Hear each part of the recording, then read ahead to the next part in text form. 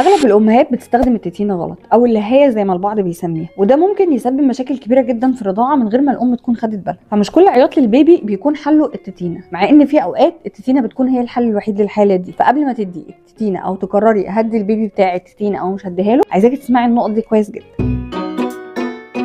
اولا التتينه احنا لو فكرنا نستخدمها للبيبي قبل ما يتم شهر ونص، او بمعنى اصح هو لسه مش فاهم يعني ايه رضاعه، او لسه ما اتقنش الرضاعه كويس، يعني لسه مش عارف يسحب كويس او ينفع ينص كويس، هتلاقي ان هو البيبي ابتدى يحصل له التباس حلمات، ابتدى يتلخبط، مش فاهم امتى هو كده بيرضع وامتى هو بياخد حاجه بتسكته بشكل مؤقت. فده طبعا شيء هيسبب للبيبي لخبطه كبيره جدا، وكمان ممكن يكره الرضاعه الطبيعيه، لان هو عشان خاطر يسكت بيحتاج ان هو يعمل مجهود، بيبتدي يمص ويسحب، عشان كده بيسكت. هتلاقي ان هو التتينه ابتدت تخليه يكره الرضاعه اصلا. هي حاجه مجرد ما بيحطها في بقه بيلاقي نفسه سكت، هي ما بتسدش جوعه بس هي سكتته. عشان كده لو انت هتدي البيبي التتينه يا ريت ما تديهالوش غير بعد ما يتم شهر ونص، او بمعنى اصح لما يكون خلاص بقى يعرف يرضع كويس. ده غير طبعا ان هي في معظم الحالات بتسبب ان لبن الام يقل. ايه ده؟ طب هي ايه علاقتها بلبن الام؟ يعني ازاي التتينه ليها علاقه بلبن الام؟ انا هقولك ازاي ايه علاقتها.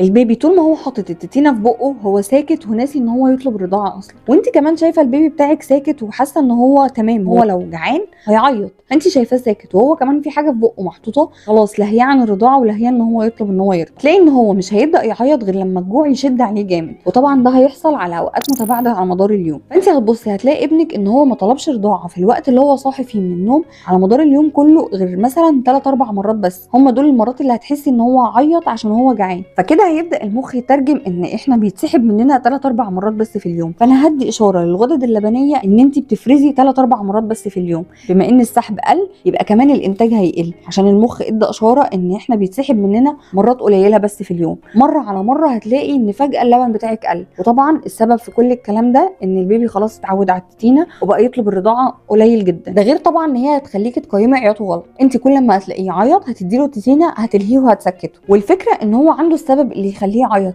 بس انت اول ما لقيتيه عيط اديتيله الحاجه اللي انت شايفاها انها بتخليه يسكت، في حين ان هو ممكن يكون بيعيط عنده مغص، بيعيط جعان، بيعيط محتاج ينام، بيعيط محتاجك تشيليه، بيعيط في حاجه قرصته، بيعيط في حاجه وجعاه. يعني مش شرط يكون ان هو بيعيط عشان عايز التتينه. فانت بالشكل ده هتبداي ان انت تبقي مش فاهمه البيبي بتاعك. ده غير طبعا ان حركه المص بتاعه التتينه نفسها بتخلي ان في هواء يدخل بقهم، الهواء ده بيسبب له غازات في بطنه. هتلاقيه ان هو معظم الوقت بيعيط يا حبيبي بسبب الغازات اللي اتجمعت في بطنه. وطبعا كمان اكتر حاجه شائعه عنها ان هي بتكون اكبر سبب في النزلات المعويه الكتير اللي بتيجي للبيبيهات، وده طبعا لان هي بتقع كتير من بقهم واوقات كتير بتكون مكشوفه، فهي عرضه جدا للتلوث. فكل شويه البيبي ممكن تقع يحطها في بقه، خاصه طبعا البيبيهات اللي هي بدات تزحف هتلاقيه ان هو بيزحف. لو هي جت في بقه ووقعت من بقه هيجيبها ويحطها في بقه عادي جدا. ممكن تكون انت ما لحقتيش تاخدي بالك ان هي وقعت منه في الارض او لحقتي تعقميها له، فده طبعا بيسبب لهم نزلات معويه. وطبعا انا عارفه ان اي ام ابنها في مرحله السحف بتكون مخليه بالها كويس جدا من كل حاجه، بتكون دايما مخليه بالها ان البيت بيكون نظيف وان الارضيه بتكون نظيفه، بس برضو احنا ما نضمنش تلوث موجود حوالينا في كل مكان. فعلشان كده ان انت لازم تخلي بالك ان انت لو بتدي تتينه هيكون معاكي 2 في البيت، واحده بتكون موجوده اللي هو لو اللي هو في بقه وقعت منه هتاخديها تعقميها وهتدي له الثانيه عقبال بس ما الثانيه تتعقم، لان طبعا احنا عارفين ان التعقيم بياخد وقت، وطبعا احنا عارفين احنا بنتعامل مع الحاجات دي ازاي وبنعقمها ازاي. وانا برضو عامله لكم فيديو عن تعقيم الببرونات، والتتينه بتتعامل نفس معامله الببرونه، بتتعقم بنفس طريقتها بالظبط. ومعانا كمان في شويه مواعيد كده متعلقه بالتتينه، زي مثلا كده لما ذكرنا في اول الفيديو ان احنا عشان ندي التتينه من غير ما نسبب التباس حلمات هندي التتينه بعد ما البيبي يتم شهر ونص. يعني انت ما تقدريش تدي التتينه قبل ما البيبي بتاعك يتم شهر ونص او لما يتقن الرضاعه كويس. النقطه الثانيه في موضوع المواعيد ده ان في حالات الدكتور بيكون شايف ان الحل الوحيد في الحاله دي هي التتينه، واحنا هنتكلم عنها دلوقتي ايه هي الحالات دي. طيب ما هو البيبي لو تم 3 شهور وهو ما خدش التتينه قبل كده خالص لحد ما هو تم 3 شهور هيرفضها. طب لو انا الدكتور اداني ان الحل ليا للبيبي بتاعي هي التتينه، يبقى حاولي ان هي تكون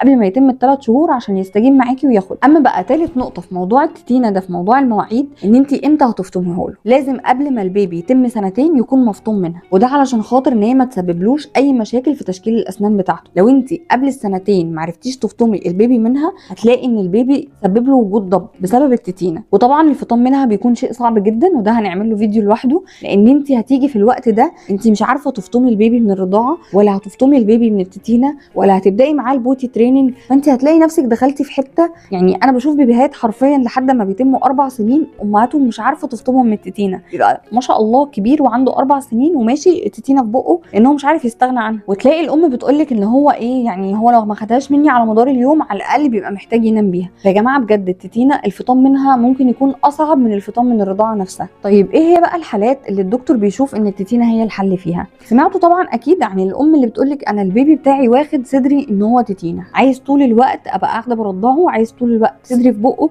وما بيسكتش غير وهو بالوضعيه دي. وطبعا ده شيء مجهد جدا على الام وكمان بيسبب مشاكل للبيبي. هتلاقي ان البيبي دايما بطنه محجره لان هو يا حبيبي طول اليوم بيرضع عمال بيرضع، هتلاقي ان هو ما بيلحقش يهضم، هيبتدي ان هو بطنه تحجر، بطنه هيكون فيها غازات كتير، بطنه هيبقى فيها مغص، وكل ما هيعيط انت هتحاولي تهديه هتلاقي ان هو ما بيهداش غير لو انت اديتيله صدرك. هتلاقي ان الموضوع عمال بيسوق معاه، مهما هتدي ادويه مغص، مهما هتدي ادويه غازات، مهما هتعملي تمارين غازات، هتلاقي ان هو تعبان لان هو عمال بيسحب في لبن واللبن ده مش لاحق يتهضم. ده غير كمان طبعا ان هو يبقى معرض ان وزنه يزيد عن المعدل الطبيعي النمو. فلو انت رحتي للدكتور واشتكيتي له من الحاله اللي زي دي اللي احنا اتكلمنا عنها دلوقتي، هتلاقي ان الدكتور بيقول لك احنا كده لازم ندخل التتينه. يعني هنلاقيه لما ابتدى يعيط لو هو مثلا لسه معدى ساعتين على الرضاعه اللي هو طلبها او ان هو رضع وشبع، هتلاقي ان هو بيقول لك لا اديله التتينه واستني ما ترضعيش دلوقتي. فدلوقتي انت كمامي بعد اللي سمعتيه عن التتينه سواء من مساوئ او سواء من ايجابيات، انت اللي ليكي حريه الاختيار تدخلي التتينه لابنك ولا لا. ولو عندك اي سؤال اكتبوا لي في الكومنتات، وما تنسوش اللاف الجميل بتاعكم.